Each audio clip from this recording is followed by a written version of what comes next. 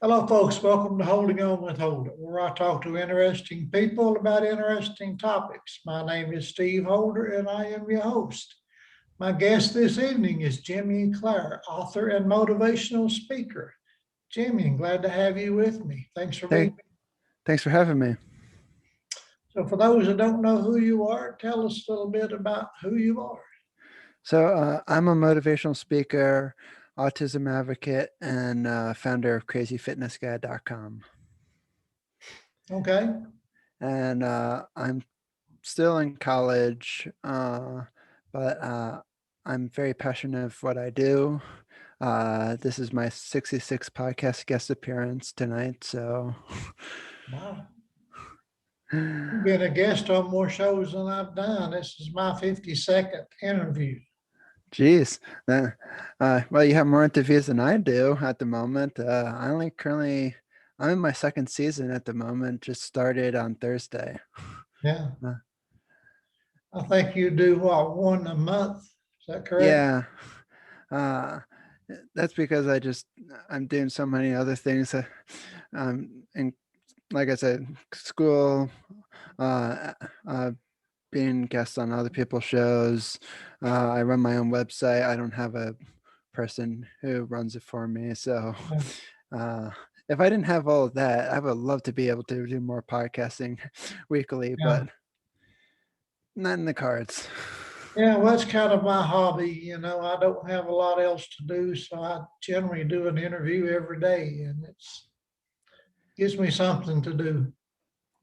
Hey, So we I all have enjoy, hobbies. I get to meet a lot of cool people. So do I. I like meeting new people every single day. Yeah. It's fun. So you call yourself the crazy fitness guy on your podcast. What's that all about?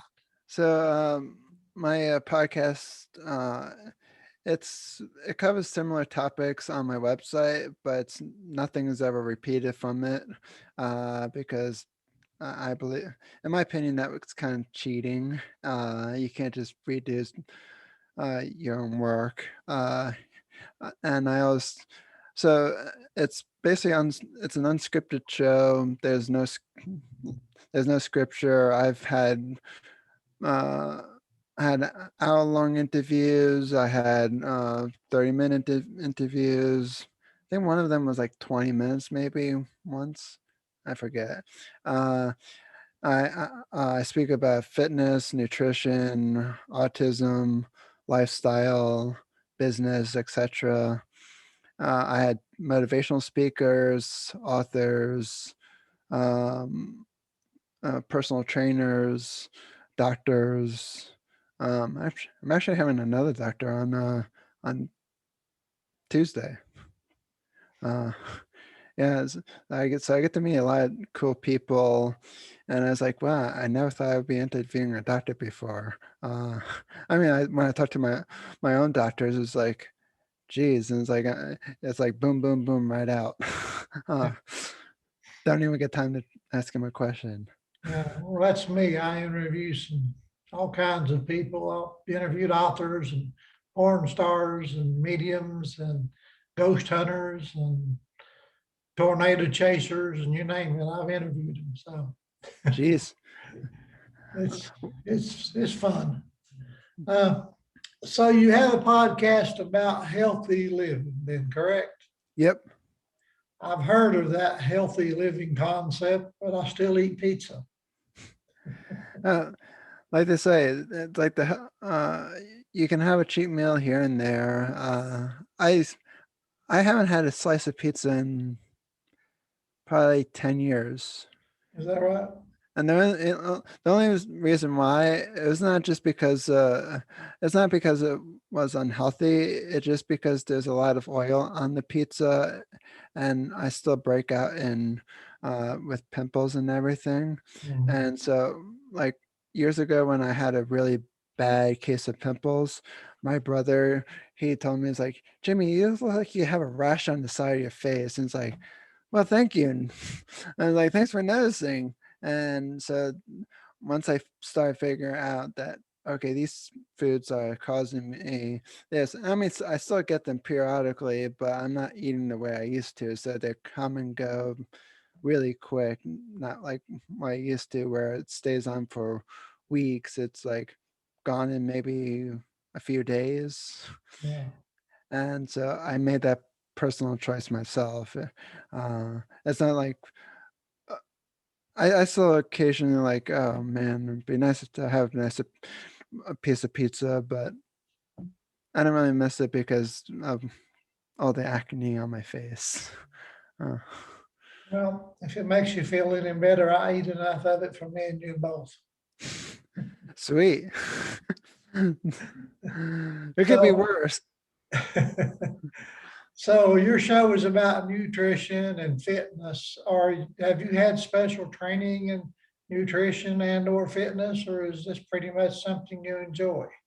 I have it's something that I enjoy because uh, growing up, I was diagnosed with autism.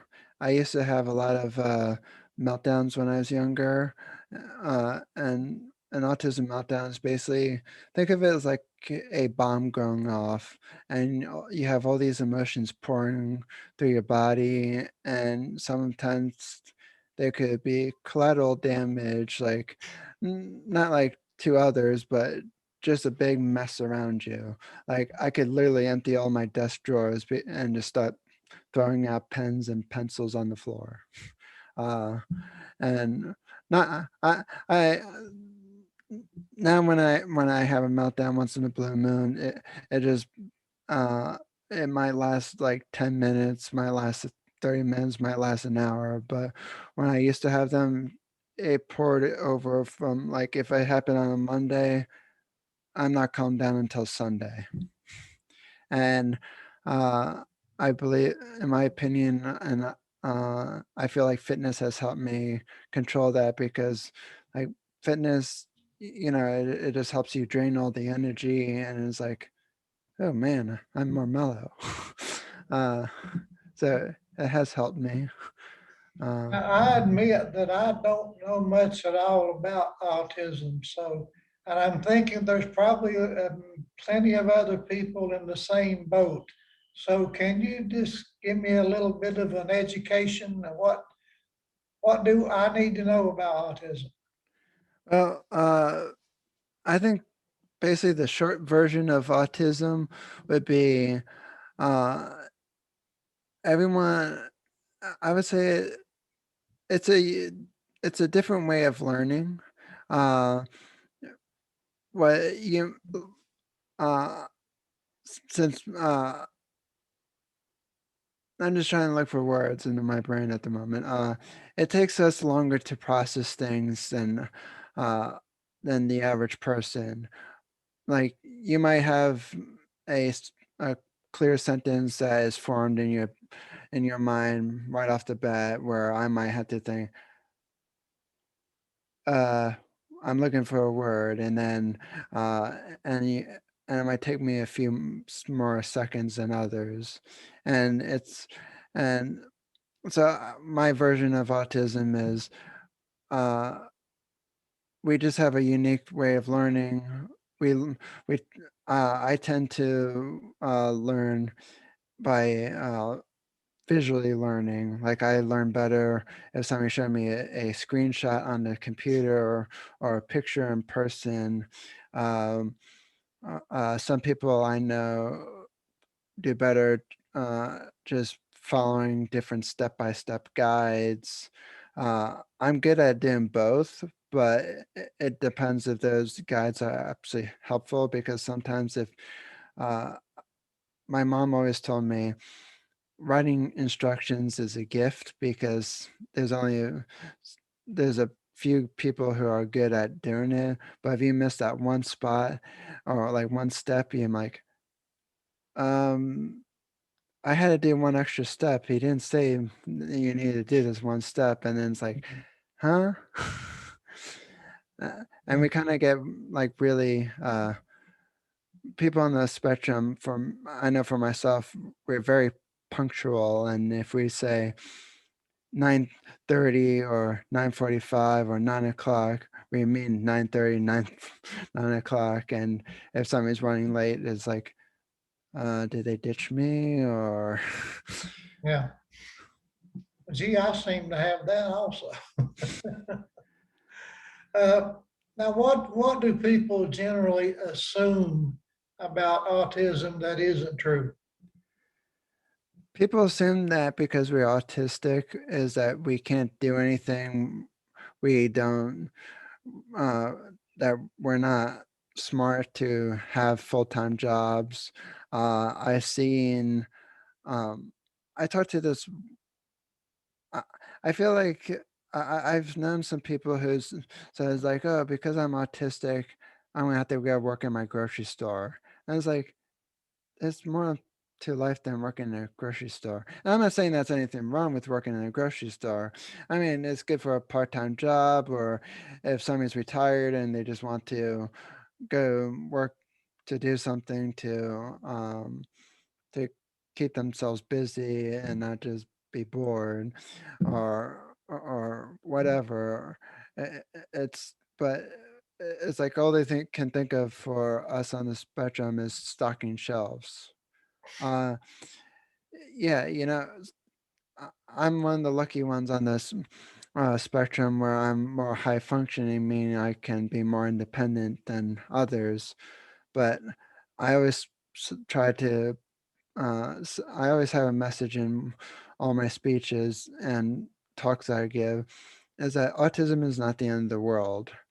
And and what I mean by that is that we just need the right tools and the right people in our lives to give us to have us live a more fulfilling life. Yeah, we might need extra help, or that person might need an extra set of hands, but doesn't mean that we're not smart. We just need to, and it's like we might be smart at many different things, or we might be hooked on one specific thing that we're good at, but it doesn't mean that we're um, terrible. I mean, like we're stupid. I'll give you an example. I'm pretty good at technology, using technology. My dad taught me stuff. My brother taught me stuff, but then I went up and above to learn more, and I know more than my brother and my dad. And they still know. My dad obviously still knows more things than I do because he's been around longer, but. Uh, I'm more familiar with different applications. My friend who's autistic, that we talk to, that I talk to pretty much every single day, just uh, to see how he's doing and everything. He's he knows he can literally take an old TV screen and turn it into a tablet. And so he knows how to, and he knows a lot about software and everything that goes in a computer as well. And so it's like, wow, he knows more than me. And so it's just kind of cool. It's like, wow. And it's like, I know I'm better at software than I am at hardware, but it's like he's good at both. And it's like, so I always knew there was someone's much, much better than me. So. Now, you mentioned a spectrum, so some people are more autistic than others then, right? Well, I wouldn't say more autistic, but the spectrum is very wide. Like there's a lot of diagnoses on it, and there's higher levels of it. Like, I mean, like the lower you go, the more help they need. Higher you go, the less help they need. Like, I feel like I'm on the I feel like I like to call myself the bridge between both worlds of being on the spectrum and off the spectrum because like and when I was growing up, I always wanted to fit in with all the other people in my all the other kids in school because I didn't want the spotlight to be on me. And I didn't want people to like, oh, this guy is weird, or he's an alien out of space. And so I I felt like I was able to blend in quite a bit, and that and it's funny. Some of my friends told me finally came when I finally started talking about being autistic as an adult, they said, it's like, honestly, I didn't even know you were autistic. And some of my friends I've been friends with since one of my like two of my friends that I've been friends with since like third grade. And I was like, geez. I was like, there's like, well, I didn't know anyone who else was autistic, so I didn't know the signs. And so when people didn't know that, it's like, wow, cool. I was living like a double life. Woohoo. 007. There you go. So is there a stigma attached to it? um, what do you mean by stigma? Do some people look down on you because of being autistic because they think you're less important or something? I would say that I feel like some people kind of either look down on other people or sometimes me, uh, like, oh, they automatically assume that I need help with something and they just want to take over and help me with something. And it's like, and I appreciate the help, but it's just like, if I need the help, I'm one of those people who will tell you I need help. Like when I asked you what you meant by stigma, because it's like I have a very big vocabulary and I heard the word, but sometimes I don't know what every single word it means. It's not like I read the diction. I'm not saying you read the dictionary, but it's not like. I understand. So what do you want people to understand about people with autism? When you give your motivational talks, what do you want to say to people, make sure they understand? I just want people to understand that autism doesn't need to be cured. There's nothing wrong with it. Uh, I always, for me, I always, this is one organization, and it's not a bash towards them, um, but I don't appreciate this one organization called Autism Speaks because they honestly for they had a mission statement for a long time, and now they kind of hid it out of view until but unless you know where to find it, which I do, their mission is to cure autism. And I've seen so many times they tweet on Twitter about saying, oh, people, kids and adults on the spectrum is not going to be able to do A, B, C, D, E, F, G, and all the way down to Z. And I actually tweeted back to them and I said to them, it's like, there you go again, just painting a very dark light on uh on autism. And it's like this, and it's like, it's what I was born with. It's in my DNA. There's nothing wrong with it. And the people who say, oh, it needs to be cured, and it's like it doesn't. And it's like our perception needs to be people's perceptions of autism needs to be cured. And it's like, because in my opinion, and I don't care if Autism Speaks yells at me for it, but I'm gonna say, you know, they need to be cured, and perhaps maybe they should go out of business for putting all the false, I wouldn't say false information. Yeah, okay, there's a lot of people on the spectrum maybe can't do certain things, but doesn't mean their life is completely over. And and that's where I kind of draw the line at them, because it's like, well, you just basically just told me a long list of can'ts. I had that with all my doctor when I was diagnosed.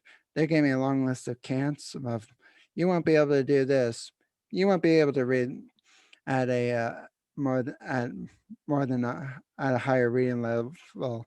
They said I was only going to read at a second grade level. I'm in college. I would like to meet that doctor. Good for you.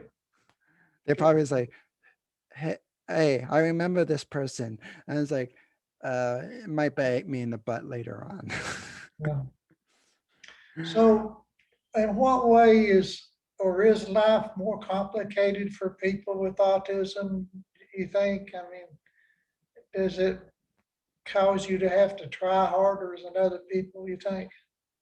I would definitely say so. For me, I feel like sometimes it's hard for me. Uh, like I give you a good example. Um, since I run my own website and everything, I had to do all the maintenance on it, and I've been working on this. I was just trying to speed up my website and whatnot. I'm not going to get into on any of the mumbo jumbo stuff, but uh, they, uh, but like some of the things that I was looking at was getting starting kind of, I kind of call it information overload because like, when you go to a Google search, you might not find your answer right off the bat. You scroll through some articles, then you go to another one and to another one. And then and all of a sudden, it's 3 hours has passed. I've done that before. Uh, a- and and what's funny, I've been googling this one annoying. I've been googling this one thing over and over again for the last few weeks, a few months, and today I just started playing around with one thing on my website, and I corrected like a few of them, and it made a difference. And it's like, really, that's what it meant. And it's like, why can't they just say this instead of that? Every single article was basically saying the same thing, but I needed in a different. I, I don't. I just needed. I I think that I just needed something, a different explanation, or I just needed to start trying different things because it's like, if that's what they meant, they did a really bad job of explaining because Yeah, it's like, what was clear maybe to someone else, they put in like developer language, and it's like, I'm not a developer. And it's like, I feel like people who write articles need to write in, for people who don't know anything about development. So then if somebody is learning about development, again, it's like, oh, okay, now I understand. But some of them just like take copy and paste from other websites, and it's like, yeah, well, I'm giving this person credit. That's great, but doesn't help me any. yeah. So you wrote a book. Is your book about autism? Well, I co-authored a book at the moment. It's still not out yet. Um, uh, it is about autism. I don't have all the details because I'm not the person behind the book. Uh, so on and I know some people who like to diverge the question of about the book details, but honestly, I do not have any of their details. Uh, I would tell you if I did, but I honestly don't. Now, you're a motivational speaker. Do you talk to people with autism or do you talk about autism or both? Uh, I talk about both. Okay, Uh, I've talked to people who have been who's on the spectrum. I've talked to Yeah, I talked to a lot of I talked about autism as well. I've been in two conventions, online conventions. I wish it was in person, but man, yeah. uh, There's not a lot done in person these days. yeah, I wish. uh, but and I was also on this TV show this online TV show that gets some 750,000 viewers. So uh, I think I'm doing pretty well for myself. Yeah. So is your podcast pretty much the same as all health and fitness podcast, or is yours something, class all by itself? I would say I offer, in my opinion, and I could be wrong, so don't go quoting me on this, but I feel like I offer a very unique perspective on health and wellness because I'm autistic. Yeah, I tell people yes, I'm not certified in health and wellness. I'm just sharing my experiences through my own eyes. It may work for you. It may not work for you. I'm not a medical doctor or a personal trainer, but I had personal trainers on who were certified. So, and they taught me new stuff. Yeah, so it's not like I'm saying I'm an expert in any of the stuff. I would say I'm an expert in autism because I'm autistic. Yeah. If I wasn't an expert in that, then I should just quit my job. So what kind of work do you do? Well, for me, uh, just sharing insights about autism, of how people should treat people who are on the spectrum. Like, you should just, what I like to say to people is, treating people on the spectrum is they should treat them like they would want to be treated themselves. Like, you should treat them like, um, I mean, I was like, just treat them with respect. Like, I don't know. It's not like we wear tags on our shirts that I'm autistic. uh, and I actually read this book about this autistic comedian, and he said, perhaps, I think at his end of the book, and I forget uh, if it was him or someone else, said that perhaps maybe all have a little bit of autism in us and in ourselves, because we all have different abilities. We all learn differently. Uh, no one learns the same way that everyone else does. It's like, it might seem that way, but everyone learns at their own pace. Everyone is comfortable with certain subjects, certain areas of expertise. Yeah. So what's your website so people can look at your site and learn some things? If anybody wants to go find out what I do, just go to crazyfitnessguide.com, and you can follow me pretty much on every single platform. And I counted the other day, and while I was going through my profiles just to make sure I had a consistent bio, my brand has like 40 plus profiles.